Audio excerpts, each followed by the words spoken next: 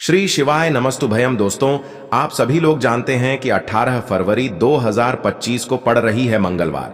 दोस्तों, ये जो मंगलवार है फाल्गुन महीने में पड़ने वाला सबसे बड़ा मंगलवार है, क्योंकि माघ महीने के बाद फाल्गुन का मंगलवार पड़ रहा है, जिसका बहुत ही बड़ा और विशेष महत्व होता है। और ऐसा दिन पूरे साल में सिर्फ एक ही बार आता है। और दोस्तों, आप सभी लोग जानते हो कि मंगलवार का अगर सबसे बड़ा कोई उपाय है तो वो 7 गेहूं के दाने वाला उपाय है। तो दोस्तों, इस फाल्गुन के मंगलवार के दिन आप लोगों को इस 7 गेहूं के दाने वाला उपाय को जरूर करना है। बहुत सारे लोग होंगे जिन लोगों ने इस उपाय को ना किया हो, मतलब पूरा साल निकल गया, उन्होंने किसी भी दिन इस 7 गेहूं के दाने वाला उपाय को ना किया हो। पर दोस्तों, आपके पास एक आखिरी मौका बचा हुआ है, जो कि 18 फरवरी मंगलवार के दिन है। तो इस दिन आप लोगों को इस वाले उपाय को जरूर कर लेना है। भले ही आपने पूरे साल भर इस उपाय को न किया हो, पर अगर आपने इस फाल्गुन महीने के मंगलवार के दिन अगर इस वाले उपाय को कर लिया तो आपको इस उपाय को करने का वह फल मिलेगा जिसकी आपने कभी कल्पना भी नहीं करी होगी। इसीलिए आप लोग इस वाले उपाय को एक बार जरूर कर लेना, ताकि आप लोगों के हाथ से यह मौका ना जा सके और आपको इस उपाय को करने का फल मिल सके। दोस्तों, यह उपाय पंडित जी ने अपनी अभी की ही शिव महापुराण की कथा में बताया है, जिस उपाय को आज हम आपको बहुत अच्छे से समझाने वाले हैं। इस वीडियो को देखने के बाद इस उपाय को समझने के लिए आपको कोई और वीडियो को देखने की जरूरत नहीं पड़ेगी। तो चलिए दोस्तों, उपाय को शुरू करते हैं।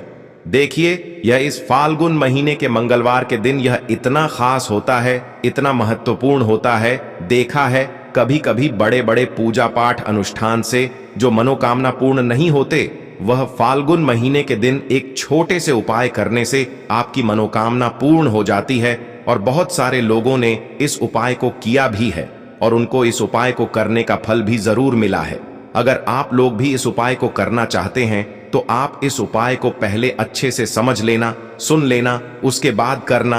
आपको इस उपाय का फल जरूर मिलेगा। और इस उपाय को कर लेने से आपके घर में चाहे किसी भी प्रकार की दुख और समस्या क्यों ना चल रही हो, आपको उसका कारण भी नहीं पता है कि भाई यह समस्या किस कारण से चल रही है, उसका कुछ भी कारण हो सकता है, जैसे पितृदोष हो सकता है या किसी भी तरह का मंगल दोष भी हो सकता है।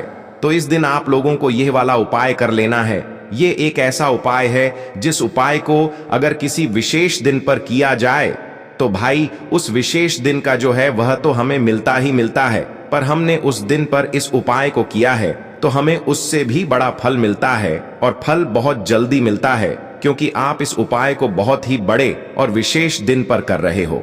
तो चलिए अब उपाय के बारे में बात करते हैं। लेकिन उससे पहले आप लोगों को यह जानना आवश्यक है कि आखिर यह उपाय किस समय करना है, किसको करना है और कैसे करना है। तो चलिए हम आगे आपको वीडियो में एक एक करके बता देते हैं। तो दोस्तों, इस 7 गेहूं के दाने वाला उपाय को हमें इस मंगलवार के दिन कैसे करना है, किसको करना है, किस समय करना है और कहां पर करना है, यह सारे सवालों के जवाब आपको इस वीडियो में मिल जाएंगे। और जो यह वीडियो देखेगा, भाई को 7 गेहूं के दाने वाला उपाय जरूर करना चाहिए, क्योंकि इस दिन गेहूं का भी बहुत ही बड़ा और विशेष महत्व होता है। तो यह सोने पर सुहागा वाली बात हो जाती है और यह एक बहुत ही बड़ा उपाय हो जाता है इस मंगलवार का। तो अब दोस्तों, इस 7 गेहूं के दाने वाला उपाय को आखिर करना किसको है, सबसे पहले हम लोग वह बात जान लेते हैं। तो देखो, घर की जो बड़ी माताएं बहनें होती हैं, उन माताओं बहनों में से कोई भी एक बड़ी माता बहन इस वाले उपाय को कर सकती है। और दोस्तों, अगर आप चाहें तो अपने घर में से सभी सदस्यों को भी इस उपाय को करवा सकते हैं। अगर किसी व्यक्ति की खुद की कोई मनोकामना है, खुद की कोई दुख और परेशानी है जो कि वह अपने लिए ही करना चाहता है इस वाले उपाय को, तो वह खुद अपने लिए भी कर सकता है। बाकी अगर कोई घर में से ऐसा है जो कि अपने ने पूरे घर परिवार की सुख और शांति के लिए यह वाला उपाय करना चाहता है, तो भाई वह भी कर सकता है, उसमें भी कोई दिक्कत वाली बात नहीं है। कहने का मतलब यह है कि इस उपाय को हर एक सदस्य भी कर सकता है, और पूरे घर परिवार के सदस्य के लिए घर की बड़ी माताओं बहनों में से कोई एक माता बहन भी कर सकती है। माताएं बहनें अगर घर में उपस्थित ना हो या वह यह वाला उपाय ना कर पा रही हो, तो फिर घर का कोई बड़ा सदस्य भी इस 7 गेहूं के दाने वाला उपाय को कर सकता है, चाहे फिर वह पुरुष ही क्यों ना हो। उसमें कोई भी दिक्कत वाली बात नहीं है। अब दोस्तों, उपाय को हमें करना कहां पर है?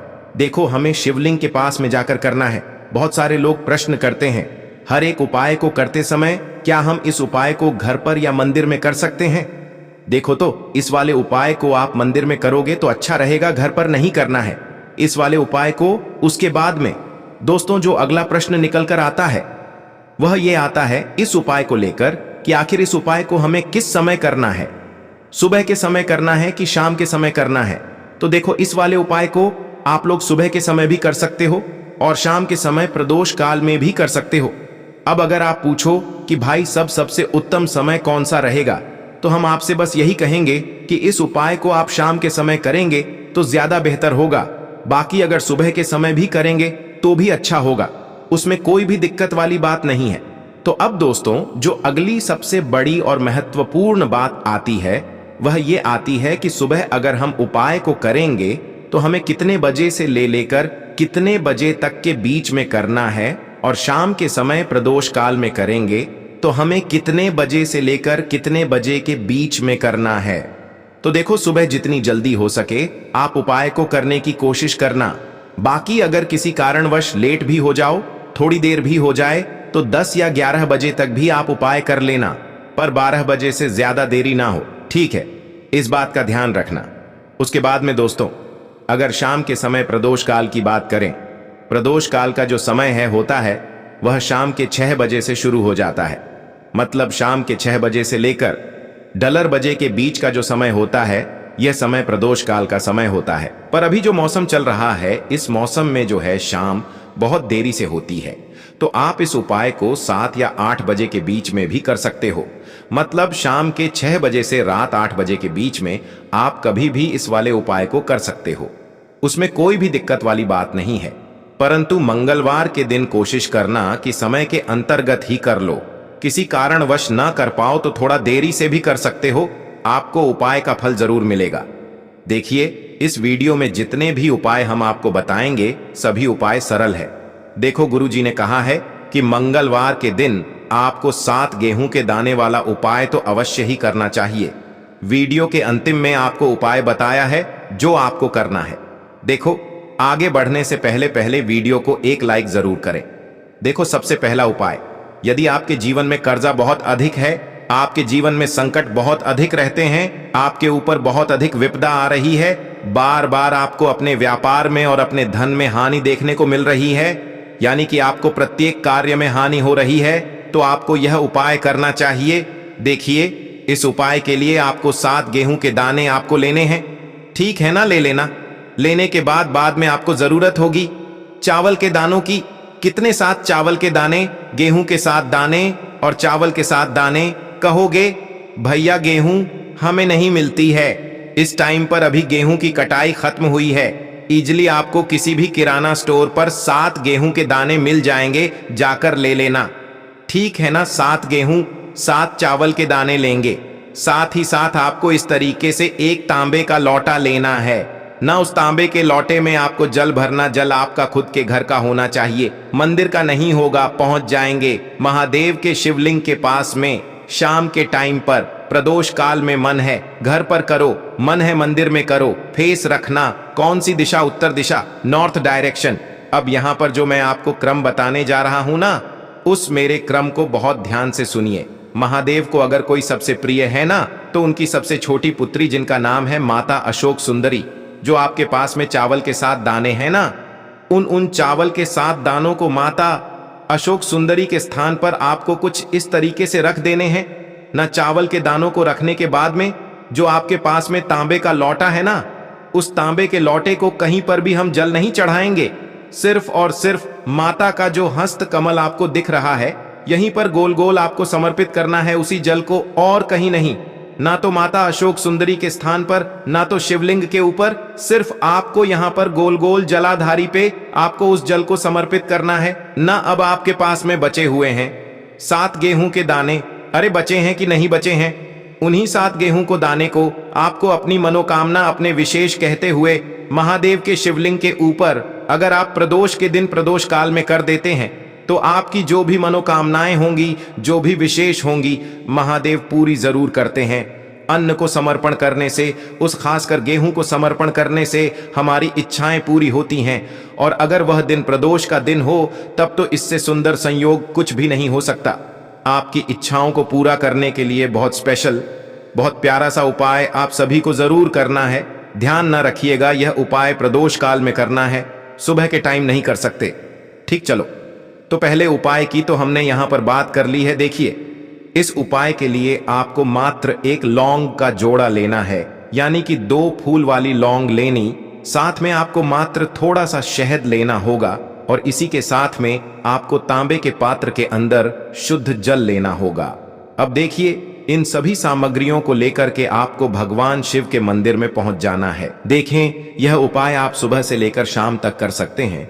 तो वह सबसे पहले तो आपके पास जो 2 फूल वाली लौंग हैं, उन्हें आपको शहद के अंदर अच्छे से डुबो है, यानी कि दोनों लौंग पर आपको अच्छे से शहद का लेपन कर देना है। अब आपको जो आपके पास एक लोटा जल है, सबसे पहले तो उसे शिवलिंग पर धीरे धीरे समर्पित करना है और श्री शिवाय नमस्तुभयम इसका जाप करते हुए समर्पित कर देना है।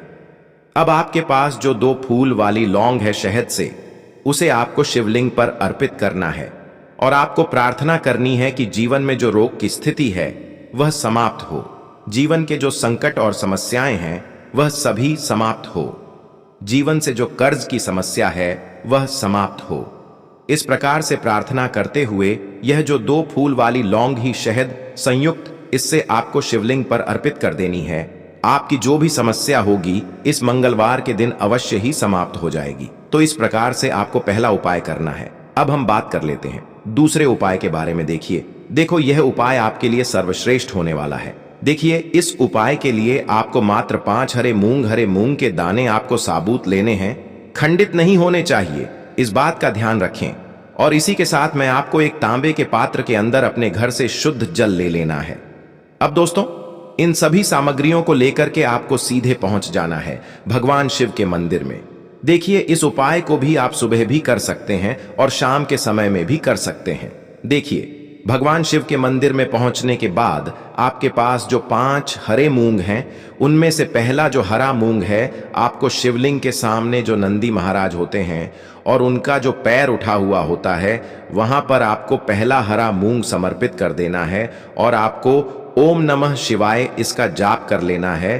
फिर आपको दूसरा हरा मूंग लेना है और शिवलिंग पर जो श्री गणेश जी वाला स्थान होता है, वहां पर आपको यह दूसरा हरा मूंग समर्पित कर देना है, यानी कि शिवलिंग के सीधे तरफ आपको यह दूसरा हरा मूंग समर्पित करना है।